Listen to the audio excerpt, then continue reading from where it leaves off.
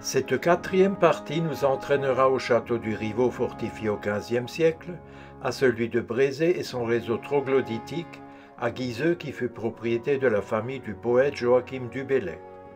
Ce sera également la découverte du château royal et familial de Champchevrier, puis nous irons à Saumur, où le château campe sur son coteau tel une enluminure, et non loin de là, nous découvrirons le petit château troglodytique de la Vignole. Nous terminerons cette partie du voyage au château de Serran, où s'expose un mobilier prestigieux.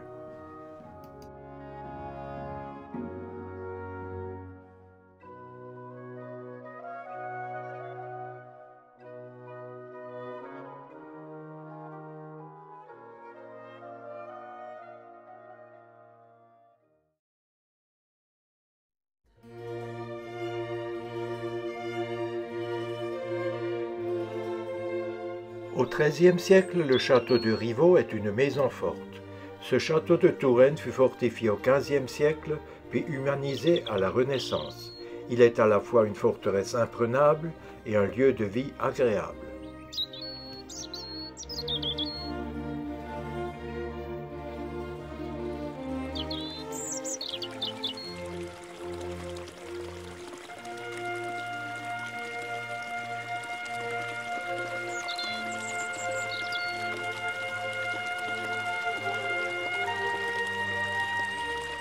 Connaissant sa réputation pour ses destriers, Jeanne d'Arc s'arrêtera au château de Rivaux en l'an 1429 pour y chercher des chevaux de combat avant de rejoindre le siège d'Orléans.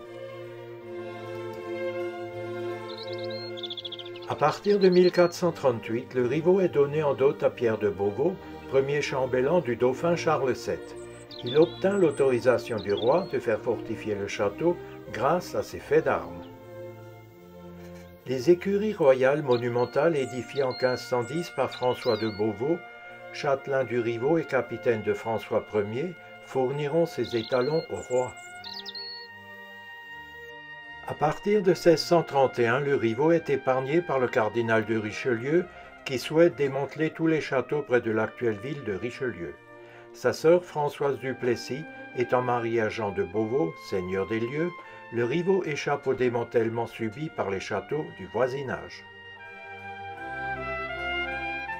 Son descendant, Jacques de Beauvau, maréchal des camps et des armées du roi Louis XIV, quitte le château du Rivaux pour aller à la cour du roi Soleil.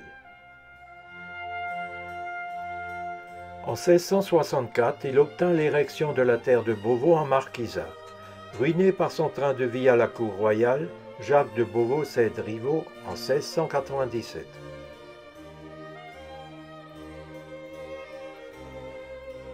La salle du festin de Balthazar doit son nom à la fresque du XVIe siècle due à un artiste flamand représentant l'épisode de la Bible sur le manteau de la cheminée.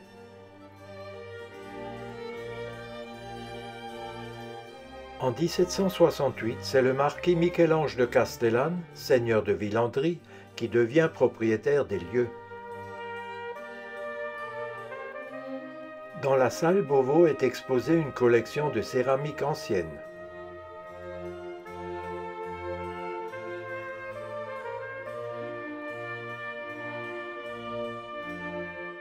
Jacques de Beauvau. René-François de Beauvau du Rivaux, archevêque de Toulouse et de Narbonne, par Hyacinthe Rigaud, peintre du roi. Le dialogue voulu humoristique entre modernité et Moyen-Âge n'est pas toujours du meilleur effet.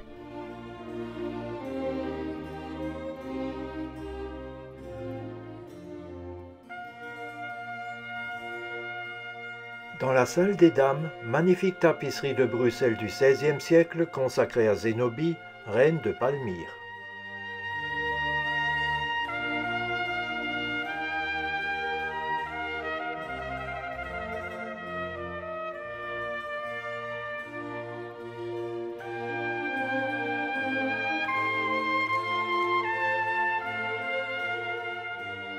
Collection d'objets dédiés au culte de Jeanne d'Arc.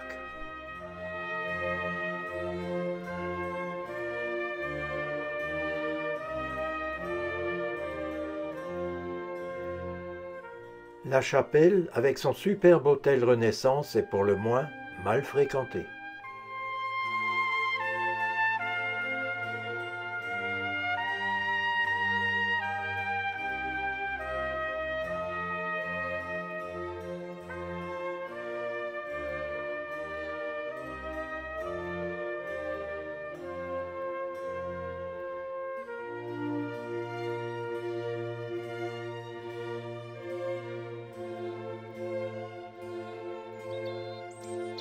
Dans Gargantua, Rabelais cite le Rivaux et le fait offrir par Gargantua à son capitaine Tolmer en récompense de ses victoires aux guerres picrocolines.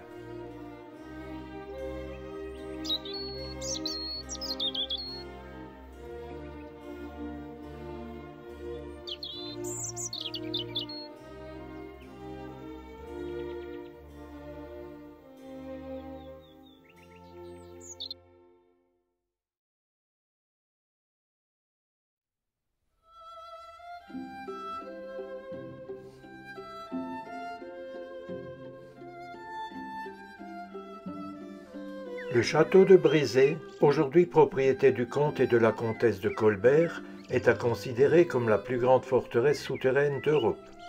À partir de douves sèches de 18 mètres de profondeur et de 10 mètres de largeur, un réseau troglodytique de 28 000 mètres carrés de cavités et de tunnels, creusés dans le tuffeau sous le château et dans les fossés, comporte aussi bien des pièces de la vie quotidienne, telles que boulangerie, écurie, magnanerie, que militaires, comme pont-levis et chemins de ronde, et révèle une configuration défensive extraordinaire et emblématique au temps de la Fronde.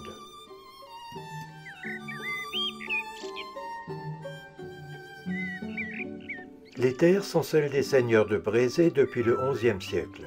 Les premiers seigneurs de Brézé firent de nombreuses donations à l'abbaye de Fontevraud, toute proche.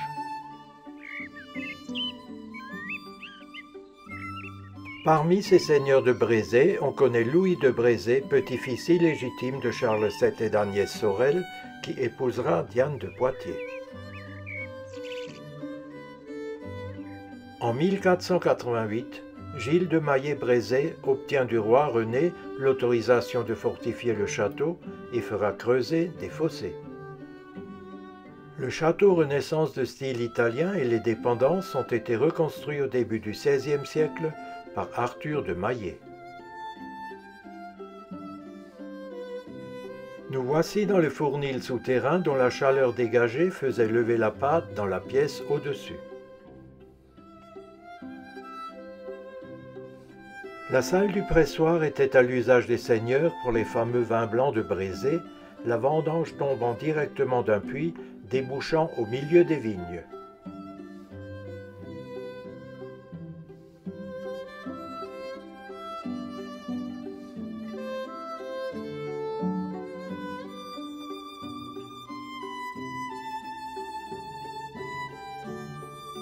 Urbain de Maillé-Brézé sera le premier marquis après que Louis XIII eut érigé le domaine en marquisat en l'an 1615. Il se marie avec Nicole du Plessis, sœur de Richelieu, et leur fille Claire Clémence épousera le Grand Condé et lui transmettra ce patrimoine en 1650. Le Grand Condé prend la tête de la Fronde, s'oppose ainsi à la régence pendant la minorité du jeune Louis XIV, et en 1653, le château sera occupé par des troupes royales. En 1682, Condé échangera le château de Brézé contre la Galissonnière à Béret, appartenant à Thomas de Dreux. En 1685, Thomas de Dreux, conseiller au Parlement de Paris, se voit confirmer le titre de marquis de Brézé par le roi Louis XIV. Henri Évrard de Dreux-Brézé, grand maître des cérémonies de Louis XIV, prolongera la partie Renaissance du château. Son fils Scipion de Dreux, marquis de Brézé, aide-de-camp du maréchal Soult, grand maître de cérémonies de France, et son autre fils Pierre, évêque de Moulins, feront transformer le château qui deviendra néo-gothique par l'architecte René Audet, élève de Viollet-le-Duc.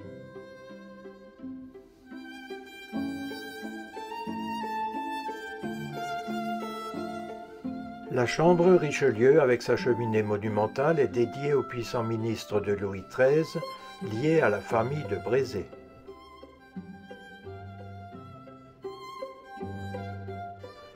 Dans la grande galerie, nous prenons congé de quelques illustres de la famille de Brézé que nous venons de croiser. Scipion, marquis de Dreux-Brézé, dernier grand maître de cérémonie de France. Pierre de Dreux-Brézé, évêque de Moulins. Henri Évrard, marquis de Dreux-Brézé, pair de France. Henri, marquis de Dreux-Brézé.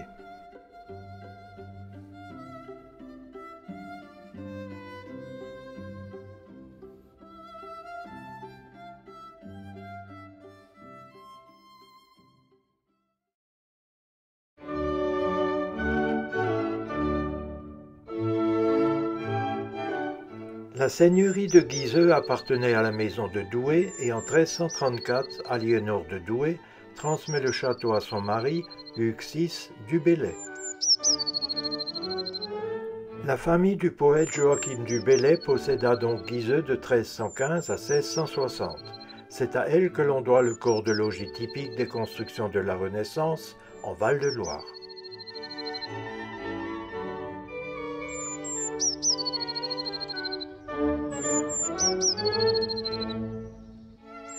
C'est dans la cour d'honneur qu'étaient accueillis les invités.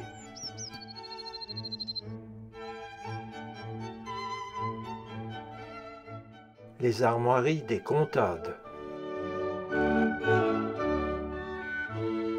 Sous le règne de Marie, princesse d'Yvetot dont on voit l'orant à l'église Notre-Dame de Guizeux, mariée à René du Bellay en 1585, le château est décoré luxueusement par des peintres italiens vers 1610, notamment dans cette galerie François Ier, aux panneaux remarquables. Une vie de cour s'organise à Guizeux.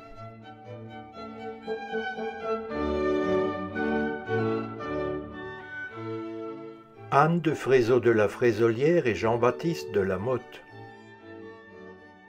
René Grandhomme, sire de Guizeux et Françoise le Panetier. René Simon Grandhomme, sire de Guizeux. Jacques Grandhomme de la Gannetière et Simone Dubois. Sur la cheminée se trouve l'emblème de François Ier la Salamandre, car il est venu à Guizeux. Revenons à l'histoire des lieux. Les du Bellay, ruinés par leur train de vie fastueux, sont obligés de vendre en 1661 à Anne de Frézeau de la Frézolière, laquelle s'entoure de peintres, musiciens et hommes de lettres pour entretenir une vie culturelle. Dans cet esprit, Anne de Frézeau accueille une école de peinture dont les élèves exercent leur talent vers 1685 et sous l'œil de leur maître façonnent le trésor de Guizeux, la galerie des châteaux du roi. On peut y admirer la plus ancienne représentation de Guizeux ainsi que des vues de 4 des plus grands châteaux royaux. Chambord, Vincennes, Versailles et Fontainebleau. De part et d'autre, de charmantes scènes champêtres ornent les pans des murs de la galerie. Ce superbe trésor qui vient d'être restauré est reconnu comme unique en France par les monuments historiques. Nous voici dans le salon du maréchal de France Louis-Georges Érasme de Contades.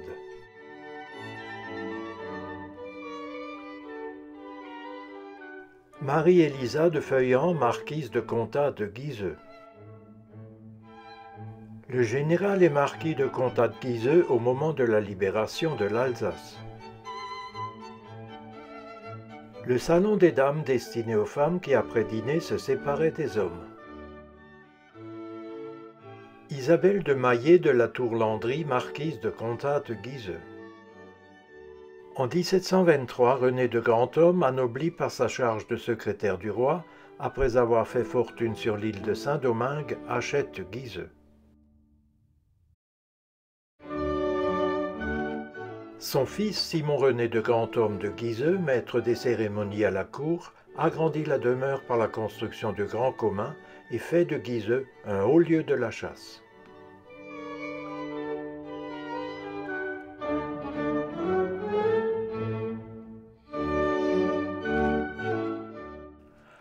En 1789, lors de la Révolution, le marquis Louis-Gabriel de Contades doit fuir le sol de France et trouve refuge à Saint-Domingue en 1794. Il ne reviendra à Guiseux qu'en 1801.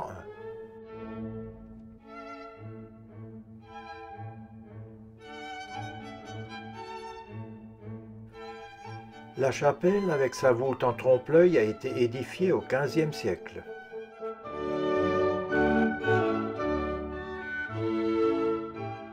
Résistants et réfractaires ont été cachés dans ces caves lors de la Seconde Guerre mondiale.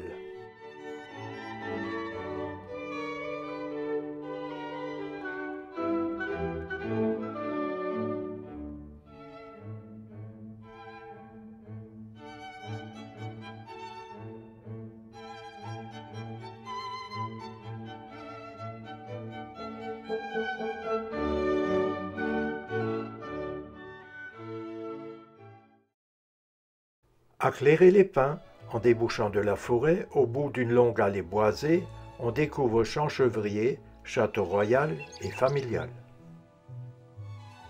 Au XIe siècle, une forteresse appartenant à Hugues de Champchevrier se tenait à la place du château actuel. Son nom évoque déjà la présence de nombreux chevreuils sur le domaine.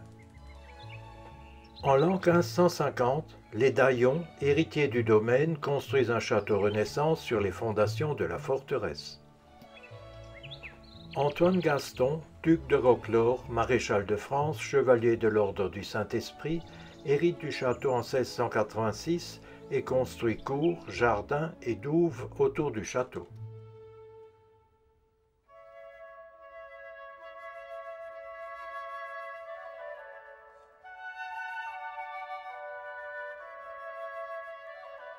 L'épouse du duc de Roquelaure, Marie-Louise de Laval-Lauzet, demoiselle d'honneur de la Dauphine, avait eu des bontés pour le roi Louis XIV, ce qui avait provoqué son mariage en toute hâte. À la naissance de sa première fille, le duc de Roquelaure a déclaré « Mademoiselle, soyez la bienvenue, je ne vous attendais pas de si tôt. »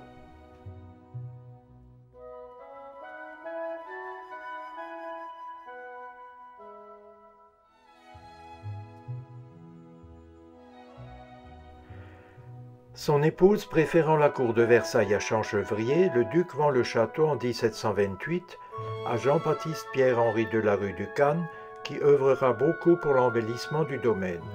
Il deviendra baron de Champchevrier en 1741 par lettre patente de Louis XV, qui érige les terres de Champchevrier en baronnie. Les propriétaires actuels en sont les descendants. Les tapisseries des XVIe et XVIIe siècles sont exceptionnelles.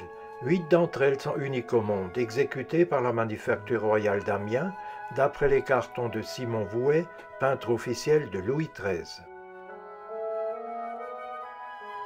Le roi a ici son appartement, dont la chambre royale fait partie. Louis XI et Louis XIII aimèrent chasser à Champchevrier, et Louis XIII, dans sa jeunesse, a honoré la demeure de plusieurs séjours.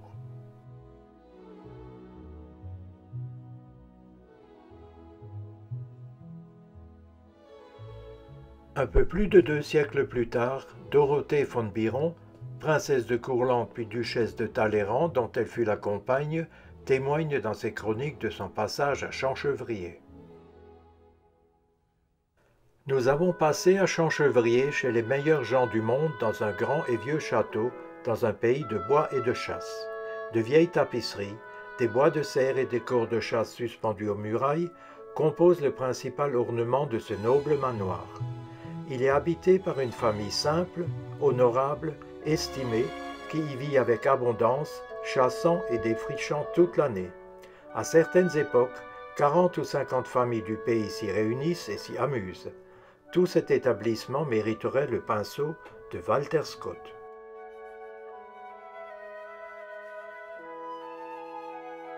Dans les cuisines, l'importante batterie de casseroles en cuivre et autres ustensiles d'antan permettent d'imaginer les menus les plus gargantuesques.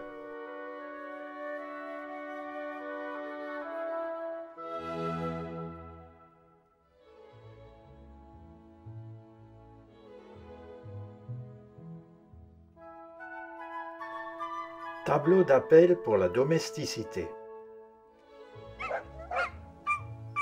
La tradition de la vénerie est ici toujours vivante.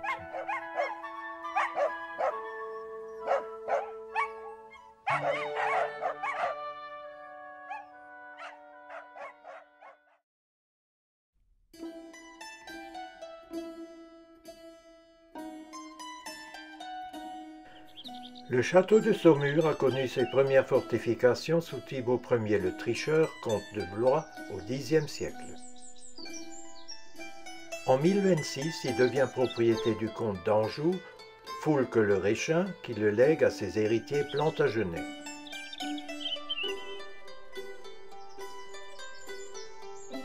En 1203, Philippe Auguste, premier roi usé du titre de roi de France, s'empare du château et décide de le fortifier. En 1227, Saint-Louis fait rehausser le fort et en 1241, il y donnera une fête si fabuleuse qu'on l'appela la Non-Pareille.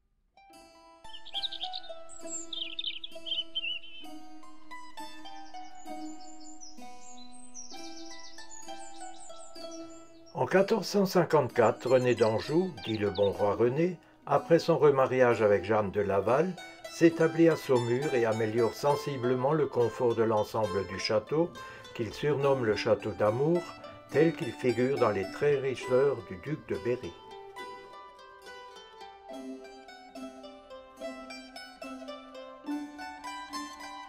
En 1576, le roi Henri de Navarre, futur Henri IV, échappé de Paris, vient se réfugier à Saumur.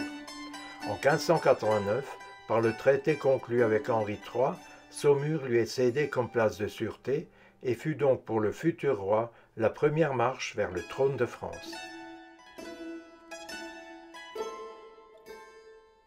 Les lieux abritent un musée des arts décoratifs présentant un bel ensemble d'œuvres d'art du Moyen-Âge et de la Renaissance. On trouve là sculptures, tapisseries, meubles, peintures, ainsi qu'une importante collection de faïences et de porcelaine françaises des XVIIe et XVIIIe siècles.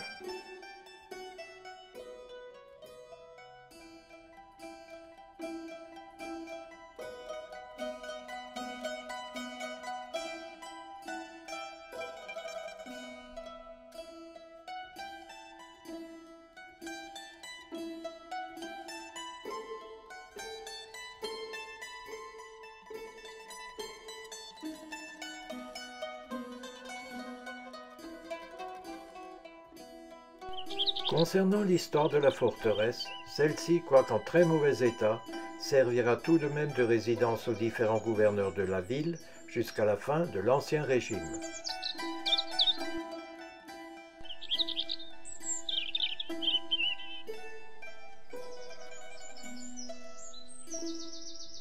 En 1810, le château devient une prison d'État sur ordre de Napoléon.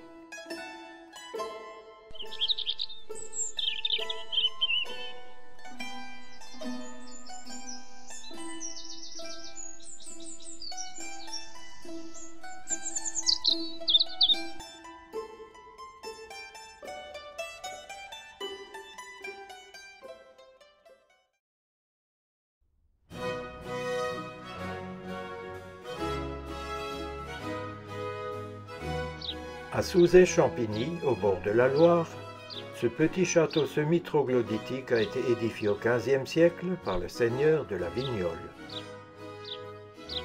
C'est probablement ici qu'est décédée le 25 août 1482 la reine d'Angleterre Marguerite d'Anjou, fille du roi René et épouse du roi d'Angleterre Henri VI de Lancaster.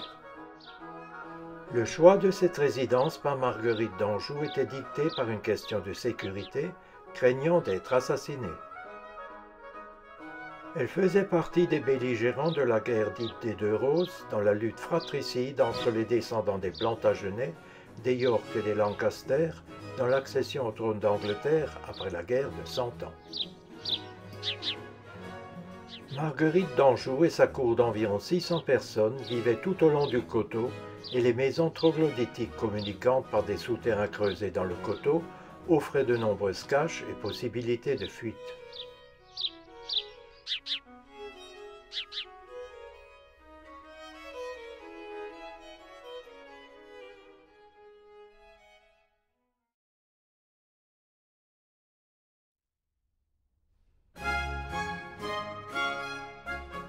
Le château est essentiellement de style Renaissance, construit à la place d'un château médiéval en schiste ardoisier.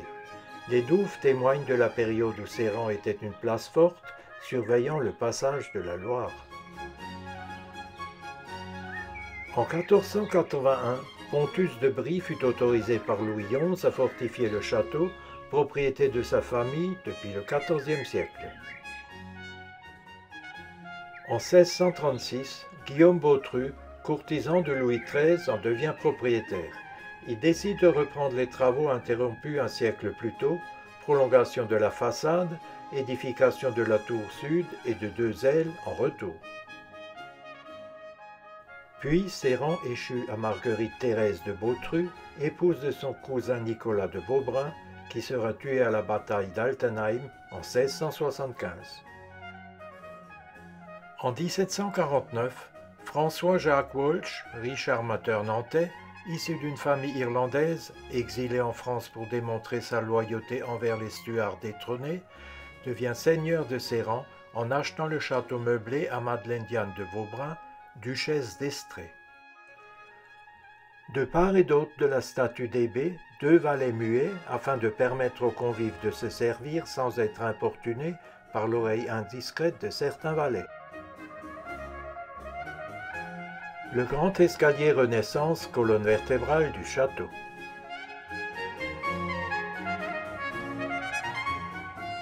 Nous voici dans le grand salon avec sa cheminée monumentale et ses somptueuses tapisseries des Flandres et de Bruxelles, voisinant avec des meubles rares.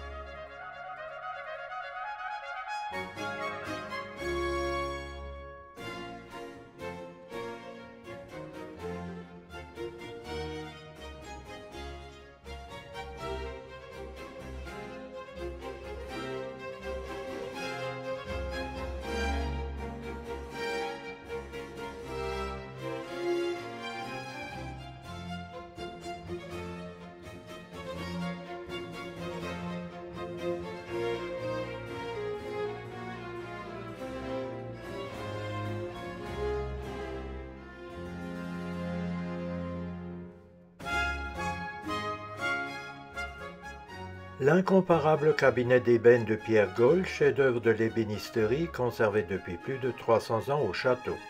Il avait été commandé par Bertrand de la Bazinière pour la dot de sa fille Louise, en prévision de son mariage avec Guillaume de Bautru. Signe de richesse et de magnificence, il révèle en son intérieur des miroirs, une rocaille, des marqueteries et de nombreux tiroirs secrets.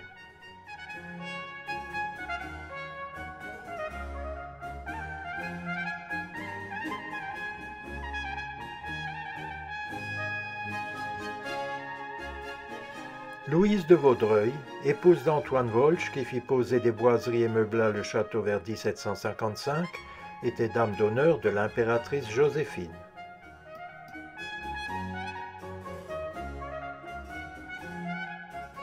Elle fit aménager le château et notamment la chambre empire où nous sommes, en vue d'une visite du couple impérial en l'an 1806.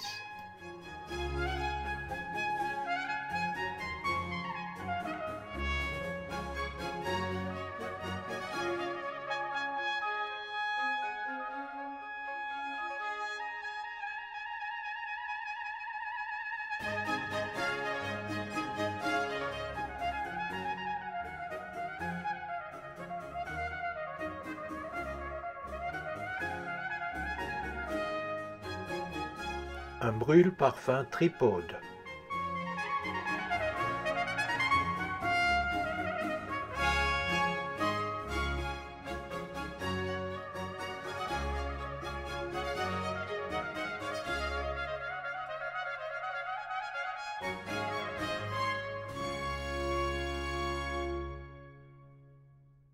Chambre de la princesse de Tarente.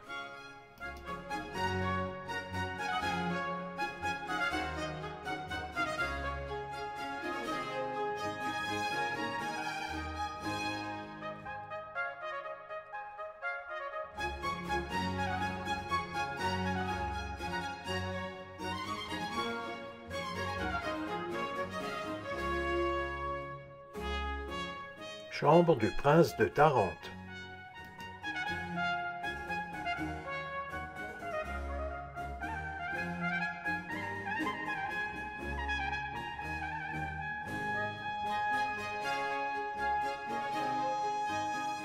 La chambre de la duchesse de Trémoille, Valentine Walsh. Aujourd'hui, le château est toujours habité par les descendants des La Trémoille.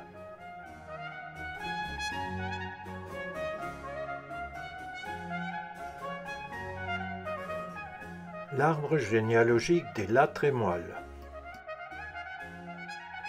L'antichambre a été conçue par le duc de Trémoille en souvenir de Guillaume II de Bautru et de son fils dont les portraits ornent les murs.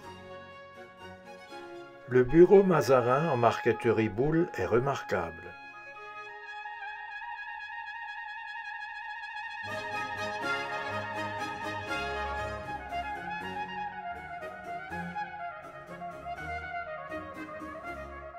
Nous voici dans l'exceptionnelle bibliothèque qui recèle des trésors avec près de 12 000 ouvrages dont des incunables, des gravures de Piranèse, la première édition illustrée des fables de La Fontaine et l'encyclopédie de Diderot.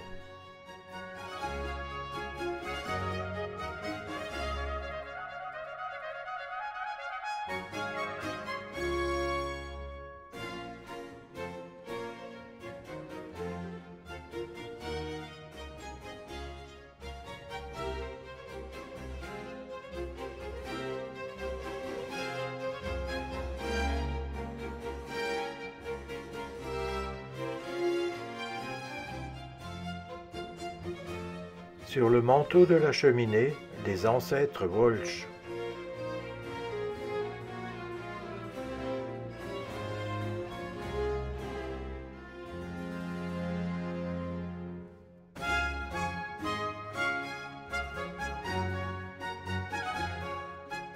Ici, le sens du raffinement est perceptible jusque dans les cuisines, qui présentent un remarquable ensemble révélateur de l'art de la table dans les grandes maisons ducales.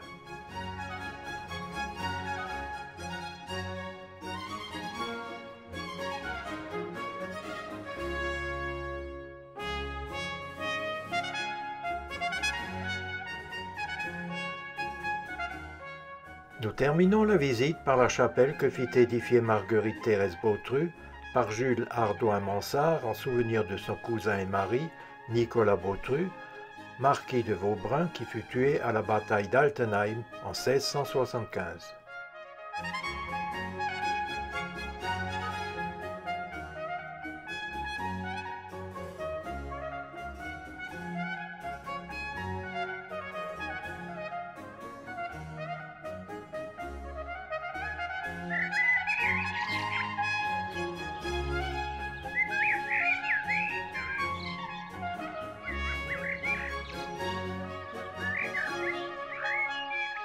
C'est ici que s'achève cette quatrième partie de notre pérégrination en Val-de-Loire.